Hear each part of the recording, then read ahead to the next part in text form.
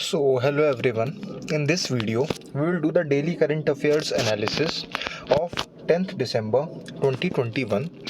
The first topic which we will discuss is about the bird flu.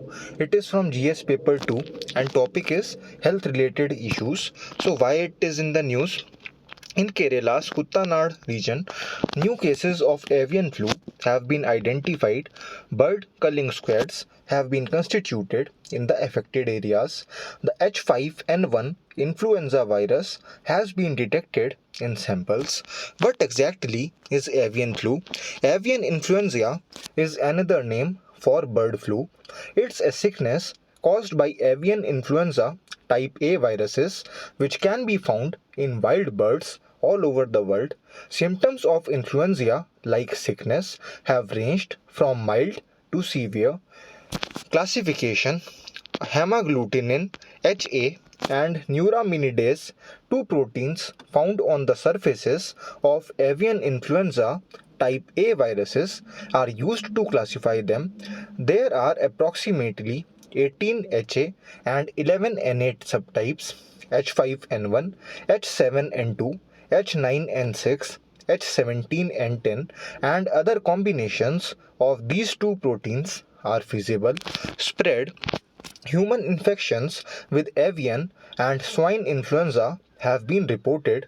The infection is fatal with a fatality rate of approximately 60%. Direct touch is the most typical way for viruses to spread.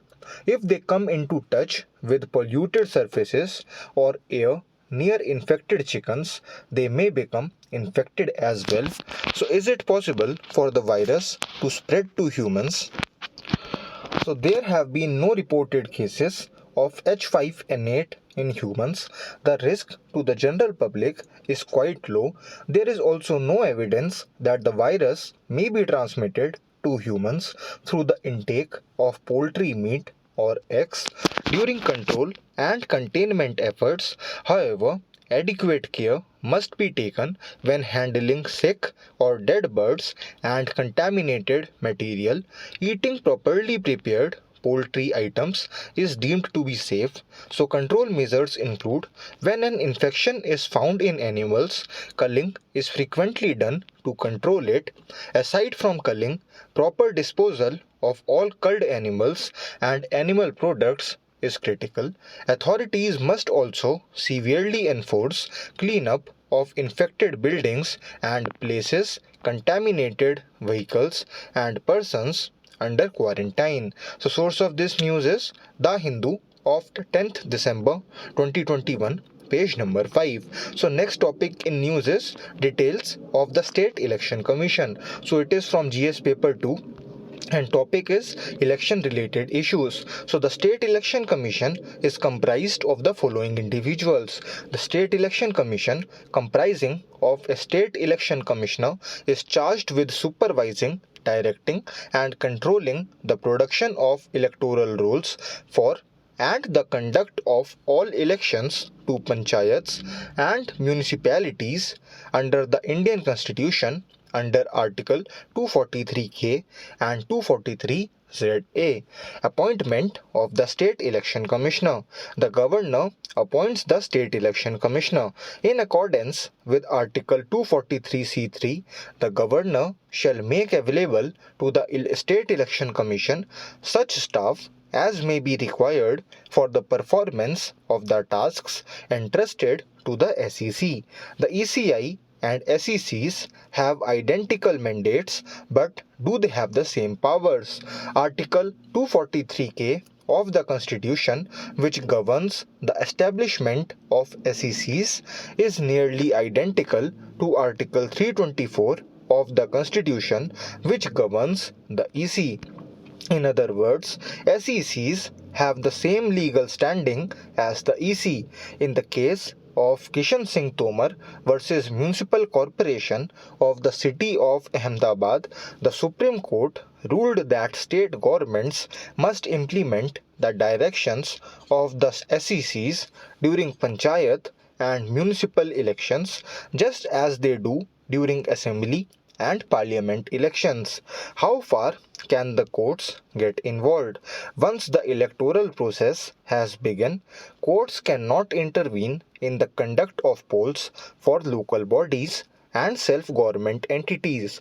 Article 243(o) of the Constitution prohibits the EC from interfering in polling matters initiated by the SECs, and Article 329 prohibits the EC Election Commission from interfering in such cases initiated by the SECs. Election petitions can only be filed after the polls have closed to challenge the SEC's decisions or actions. The powers that the SECs have are the same as those that the EC has. So source of this news is The Hindu of 10th December 2021, page number 4. So next topic in news is what is inflation. So it is from GS paper 3 and topic is Indian economy related issues. So inflation is defined as an increase in the price of most everyday or common goods and services such as food, clothing, housing, recreation, transportation, consumer staples, and so on. Inflation is defined as the average change in the price of a basket of goods and services over time. Inflation is also defined as a drop in the purchasing power of a country's currency unit. This could eventually result in a slowdown in economic growth. However, to ensure that output is supported, the economy requires a moderate amount of inflation. In India, the National Statistics Office (NSO), which is part of the Ministry of Statistics and Program Implementation, monitors the inflation. In India, two key indices, the WPI Wholesale Price Index and the CPI, the Consumer Price Index, are used to assess the wholesale and retail price fluctuations respectively. So what is CPI? CPI stands for Consumer Price Index. It tracks the price fluctuations from the standpoint of a consumer. The CPI measures the price differential between goods and services purchased by Indian consumers such as food, medical care, education, and gadgets, food and beverages, fuel and light, housing and clothing, bedding and footwear are all part of the CPI.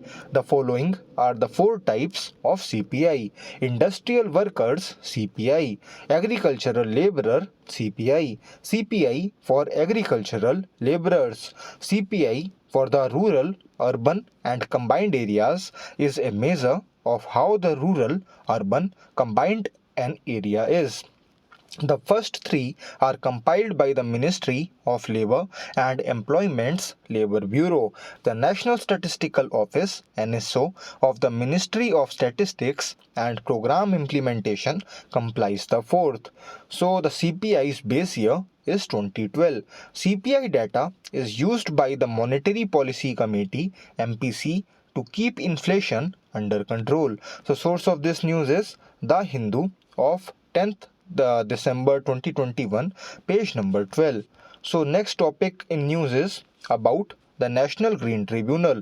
So it is from GS paper 3 and topic is environmental conservation related issues. So the NGT's background: the National Green Tribunal was established on October 18, 2010 under the National Green Tribunal Act 2010, established for the effective and timely resolution of matters involving environmental protection and forest and other natural resource conservation. The tribunal's principal place of sitting will be New Delhi, and the other four places of sitting would be Bhopal, Pune, Kolkata, and Chennai. The tribunal is not limited by the procedure set down in the Code of Civil Procedure 1908, but is instead influenced by natural justice principles. The NGT is required to issue a final decision on petitions or appeals within 6 months of their submission.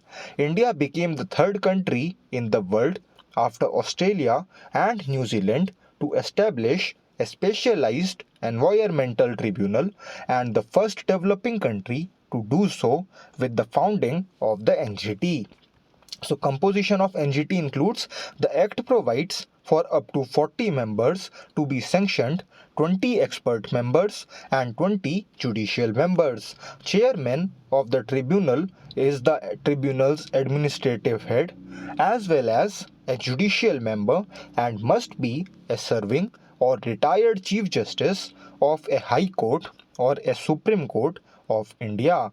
So appointment a screening committee led by a sitting judge of the Supreme Court of India analyzes applications and conducts interviews to choose the members. Applicants who are serving or retired judges of high courts are chosen as judicial members. Expert members are chosen from among the applicants who are either serving or retired bureaucrats with a minimum of 5 years of administrative experience dealing with environmental issues and who are not below the rank of additional secretary to the Government of India, not below the rank of principal secretary if serving under a state government. Alternatively, the experts must hold a doctorate in a related discipline. So source of this news is The Hindu of 10th December 2021, page number 4. So next topic in news is details of the Integrated Theatre Command. So it is from GS paper 3 and topic is Internal Security of India and Security Forces. So what is meant by Integrated Theatre Command? An Integrated Theatre Command envisions a unified leadership of the three services led by a single commander for strategic and security sensitive geographic locations. The commander of such a force will be able to effectively manage all of the resources at his disposal, including the Army, Indian Air Force, and the Navy. Individual services will not be accountable to the consolidated theatre commander. Why is India looking for a unified theatre command? This will improve the planning and military response while also lowering the costs. While the cost may increase in the short term because all theatres will need to be equipped with adequate technology, it will be more cost effective in the long run because all acquisitions would be coordinated. It will provide a cohesive approach to future war fighting. Proposals in this regard include the following. The requirement for a united approach to war fighting was highlighted in the aftermath of the Kargil combat in 1999. In addition to the Naresh Chandra Committee, the Kargil Review Committee and the then group of ministers had recommended for structural changes in higher defense management. The Shekatkar Committee, chaired by Lieutenant General retired D.B. Shekatkar, advocated for the formation of the CDS post and theatre commands. So source of this news is The Hindu of 10th December 2021, page number 6. So next topic in news is about the NSCN IM. So it is a prelim specific topic. So NSCN's background, Isaac Chisisu, Thunge Leng Muviya and S.S. Khaplang founded the National Socialist Council of Nagaland NSCN on January 31, 1980 in opposition to the Shillong Accord signed by the then NNC Naga National Council with the Indian government. So the group wants to create a greater Nagaland and its ideology is founded on the socialist idea of economic development and a spiritual outlook, Nagaland for Christ. NSCNK led by S.S. Khaplang and NSCN-IM led by Isaac Chishisu and Thunge Leng Muviya are the two prominent NSCN factions. Extortion, banking, bank robberies, and other criminal pursuits are said to be a key source of income for the NSCN-IM, which also engages in extortion, robberies, and other illegal chases to get funds. In addition, the organization raises finances through mobilizing international support. So, why was the NSCN established? It was founded with the goal of establishing a sovereign Christian state called Nagalim, which would encompass all Naga populated areas in northeast India and northwest Myanmar. So when did the NSCN get started? Isakchi Sisuyu, Thungi Ling Muvaya and SS Khaplang founded the National Socialist Council of Nagaland NSCN on January 31, 1980. So source of this news is The Hindu of 10th December 2021, page number 1. So thanks a lot for watching the analysis video. Have a nice day.